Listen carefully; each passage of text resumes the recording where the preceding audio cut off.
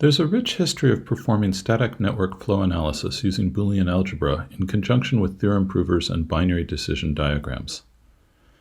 Labyrinth is an experimental network flow analyzer that takes a different approach. It uses set algebra. This approach is promising because of its simplicity and its ability to directly describe the entire set of headers that can flow along a path. Labyrinth is written in TypeScript and is open sourced under the MIT license. My focus today will be the algorithms that reside at the core of Labyrinth. These include functionality to perform set operations over tuples in an n-dimensional space and to perform flow analysis over graphs with cycles. The core is surrounded by a ring that translates computer networking concepts into flow problems. These concepts include value types like IP addresses, CIDR notation, port ranges, and protocols, and constructs like firewall rules, routing tables, and header rewrites for address translation and port mapping. The outermost ring translates configuration files for real-world networks. Today, Labyrinth provides a translator for a subset of the structures described in the Azure Resource Graph, but the design allows for additional translators for other networking technologies like Kubernetes and Terraform. To be clear, there's nothing novel about the high-level architecture of Labyrinth. In fact, if you replace the set algebra engine at the core with a Boolean algebra engine, it looks like most other systems in the literature. Before we dive into the details of set algebra, let's recap the problem statement. Here's a small network with two public IP addresses. The first performs address translation into a VNet, which has a load balancer that performs additional address translation and port mapping to a pool of web servers.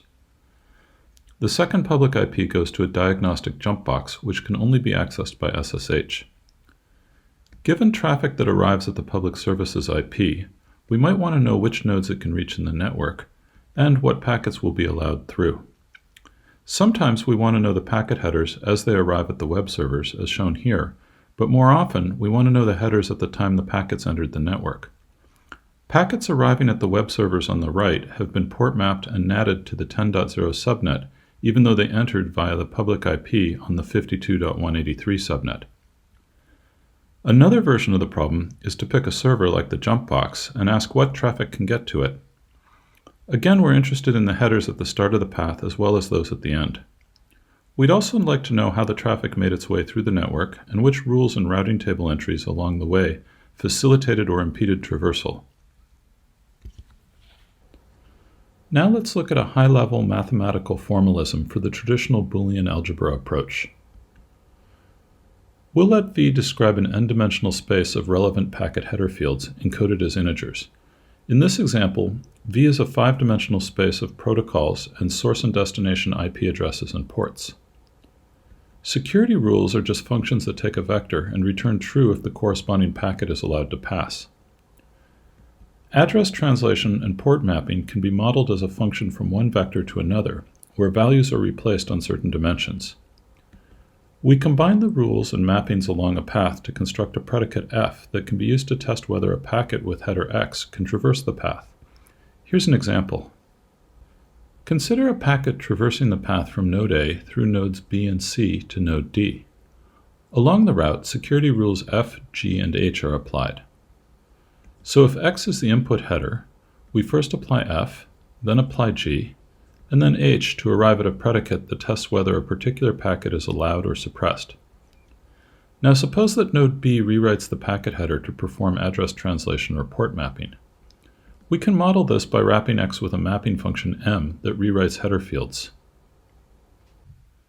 The set theoretic approach that Labyrinth uses is similar, only the edges are labeled with sets of allowable headers instead of Boolean predicates. We start with the universe of all headers at node A, and then intersect with set f, and then g, and then h as we move to the right. In the case of address translation and port mapping, we introduce a mapping function m that performs the header rewrite. One key difference from the Boolean algebra approach is that the set on the right-hand side is made up of mapped headers. To find the original headers at node A, we construct a function m', which is the inverse of m, and then run the process backwards.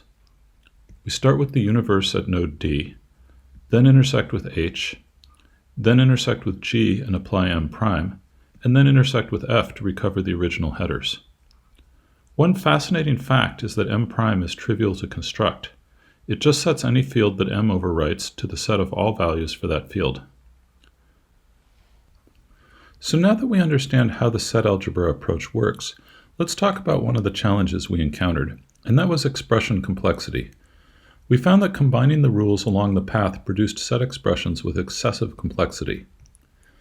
Now, it's important to keep in mind that complexity comes with the territory. It is always possible to write a set of rules that combine to produce complex semantics. The intuition here is that a collection of n sets can theoretically partition the space into 2 to the n equivalence classes.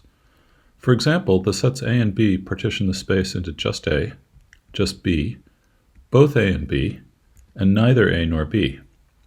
We can't escape this complexity because it's inherent to the problem statement.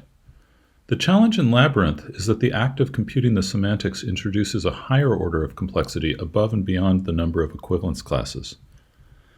The root cause is that the sets are represented as intersections of iso-oriented half-spaces. Because of this representation, the sets actually partition the horizontal axis into the same 4 classes: just A, just B, both A and B, and neither A nor B. The same is true for the vertical axis. We get a partition made up of just A, just B, both A and B, and neither A nor B. In D dimensions, their cross product forms a partition with 2 to the dn cells. This excess complexity slows computation, but the real problem is that it produces answers that aren't friendly to human readers. What we really want is something more like this. Here's a more concrete example for people who like expressions. The blue area represents the union of sets 1 and 2. The green area represents the union of sets 3 and 4. We can easily write the expression for everything in 1 or 2 that is not in 3 or 4, but after applying De Morgan's law and expanding the cross products, we get this monstrosity, which is full of redundant terms. Out of the 8 terms, we only need 4 to express the result. The whole point of the set theoretic approach was to be able to concisely describe the set of allowable headers. To achieve this value prop, we must figure out how to tame the complexity. Fortunately, the structure of the solution, as an arrangement of iso-oriented hyperplanes, allows us to perform simplification by merging adjacent cells. Here's the idea in 2 dimensions. You identify a pair of terms that have n-1 identical constraints. Then you merge the constraints on the dimension where they differ. While there are still pairs that differ on a single dimension, merge these pairs. Continue merging terms until there are no more terms that can be merged. Here's the same idea but with expressions. Identify 2 terms that differ only on the A dimension and merge them together. Then identify 2 terms that differ on the C dimension and merge them together. Continue until there are no more terms to merge. I'd like to spend the last few minutes discussing the partial flows algorithm for computing total packet flow through a network graph. Let's look at a simple example with 8 nodes and 9 edges. Our goal is to label each node with the set of packet headers that can reach the node. This would be a trivial problem if the graph was a tree. The problem is that real networks have points of confluence. In this case, edges D and H both lead to node 5.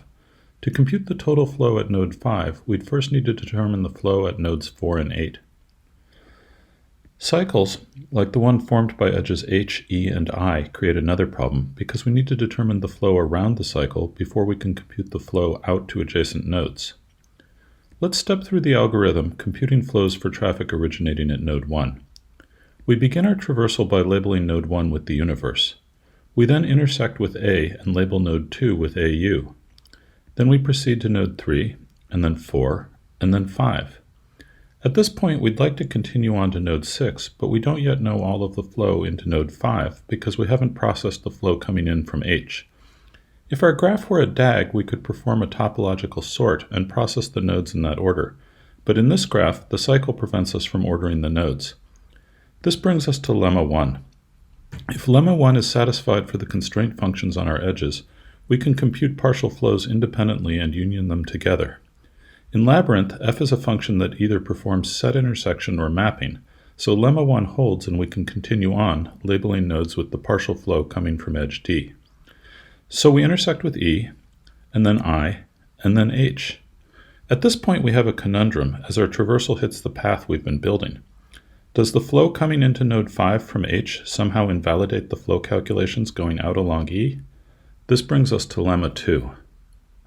If Lemma 2 is satisfied by the constraint functions, we know that the flows into node 5 will always be a subset of the flows out of node 5, so the cycle cannot invalidate earlier computations. Lemma 2 holds for Labyrinth when paths around cycles don't include mapping functions. The problem with mapping functions is that they introduce values not already in the flow. Consider, for example, a mapping function that adds the cardinality of its input set on each application. This kind of mapping function in a cycle would be a disaster, causing infinite looping. Therefore, Labyrinth considers it an error if a cycle contains a mapping function. So continuing with the example, we see that the flow coming into node 5 from H is HIDCBAU, which is a subset of the existing DCBAU flow, so we can stop our traversal here. Now we backtrack through nodes 8, 6, 5, and 4 to node 3, where we begin a forward traversal through 7 to node 8, where we add the new partial flow coming in from edge G. We then continue on adding partial flow to nodes 5 and 6. When we intersect our path again at node 8, our computation is complete. The set algebra approach is appealing because of its simplicity and its ability to directly describe the entire set of headers that can flow along a path. With set expression simplification, solutions are concisely stated in a form that humans can understand. Labyrinth was easy to implement, and experiments have shown that it runs at interactive speeds, even on complex real-world networks. I invite you to take a look at the Labyrinth documentation and tutorials on GitHub. Thank you.